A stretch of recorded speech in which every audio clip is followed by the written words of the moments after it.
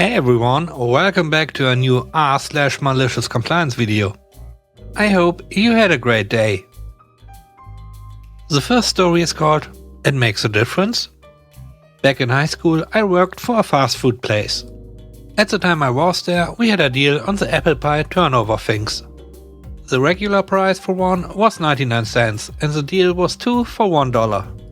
Someone way above my pay grade in the company made a rule that we were to automatically do the deal whenever someone ordered pies and then gush to the customer that they essentially got one pie for free. Cue the Karen. I just finished the lunch rush and was taking care of the last few stragglers when she came up. All she ordered was a pie. Per the rule, I rang up the deal. As soon as the little price screen flashed, 2 apple, $1, she lost her mind. Excuse me?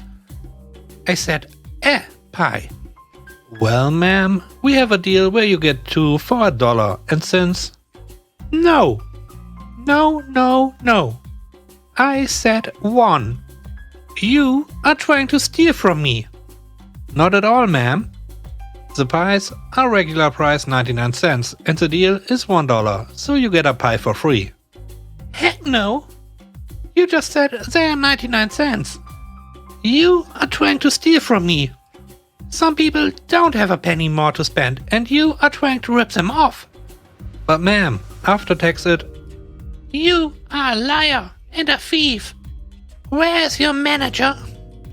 I begrudgingly get my manager and Karen starts screaming about how I'm trying to force her to pay more for things she never asked for. And how I was likely going to try to pocket the difference and steal from the company. Well, it says you are getting 2 pies and after tax, that's $1.05. Well, I only want 1 pie and she is trying to overcharge me. I want this fixed now. My manager rolled his eyes and said, please bring this customer up for 1 pie only. I do so and the price after tax comes out to $1.05.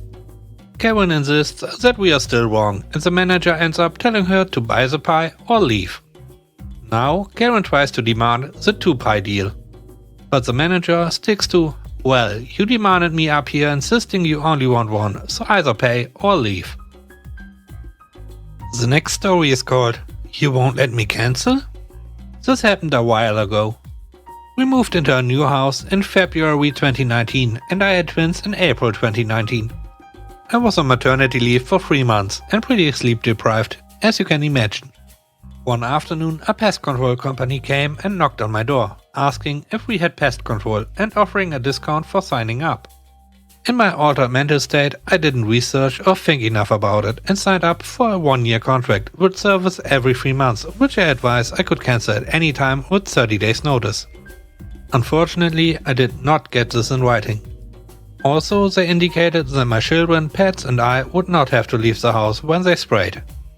The first service comes around.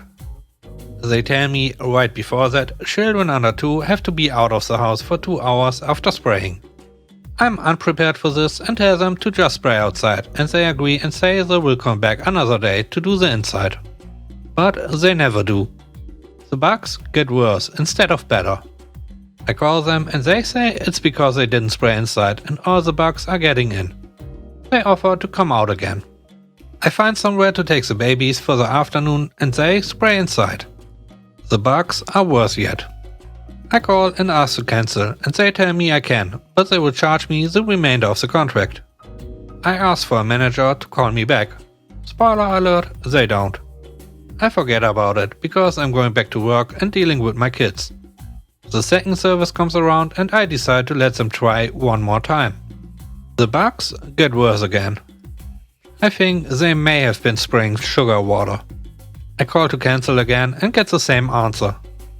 I do get escalated this time and they tell me there is no one in the entire company that has the power to cancel my contract without further payment. It's at this point that I realize that I don't have a copy of my contract and I feel dumb.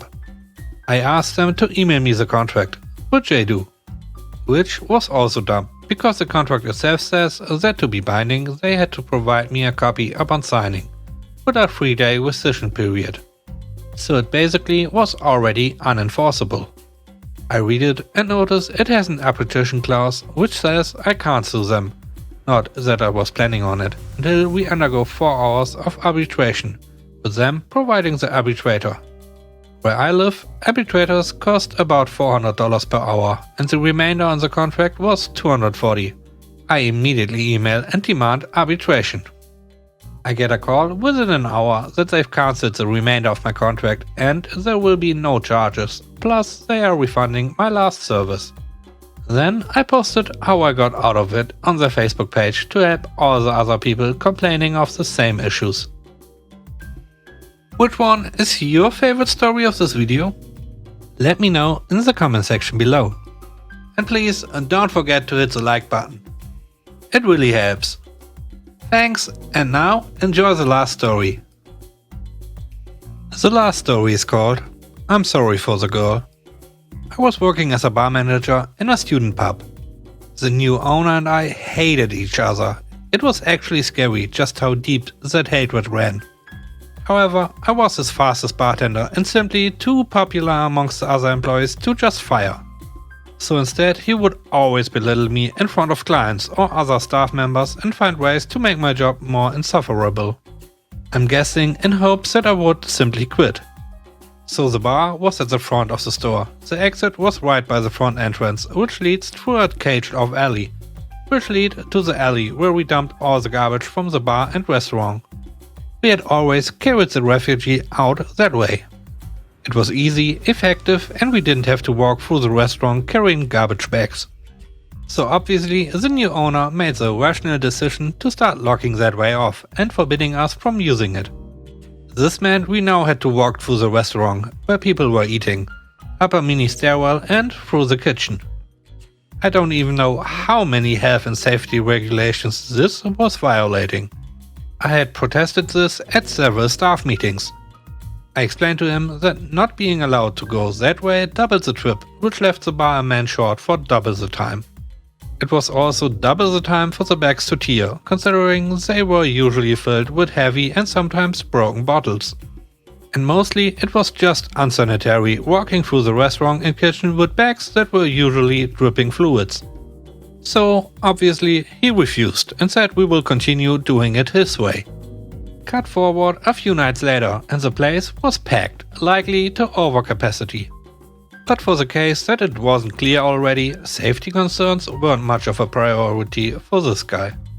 I should also point out that the bar only had one garbage bin, which had filled up several beer bottles ago. The other bartenders had been ignoring it, because if you are carrying out garbage bags, then you are not serving customers. And if you are not serving customers, you are not making tips. So I decided to take this task upon myself and to venture out of the bar. I felt like Frodo carrying the ring to Mordor. As I mentioned, the bag was already over its recommended weight capacity. So I had to get through this crowd fast, because I could feel it was going to tear quickly. Some of the glass had broken inside the bag too, and had started cutting into me as I tried carrying the bag from the bottom to keep it from tearing open, all the while fighting my way through a crowd of drunken students. I finally made it to the mini stairwell by the kitchen, where the drunk owner and a random drunk girl were sitting on the stairs. The bag was now super close to tearing, and my hands were covered from getting cut by the glass. I tried getting the stupid's boss attention, begging him to move so I could get past. The boss ignored me. I will say that the first time it was entirely possible that he may not have heard me over the crowd and the loud music. So I tried again. This time he looked straight at me and then continued to ignore me anyway. Cue the malicious compliance, as I lifted the bag right over him and the girl, just for it to tear open right above them, drowning them both in dripping bottles of beer and pieces of shattered glass. I felt bad for the girl, she had not deserved this. But for the owner, screw him. The kitchen staff had heard the crash and screams and ran out to clear the mess. I tried helping, but they told me to go back to the bar. A few seconds later, the owner came storming into the bar, screaming at me and asking me what possessed me to try and lift a garbage bag over the head of him and a customer. I innocently said that I wouldn't have had to do it if he had just let us go through the alley. The owner gave me the biggest glare I'd ever gotten, then took the alley key off his keyring, threw it at me and stormed out of the bar.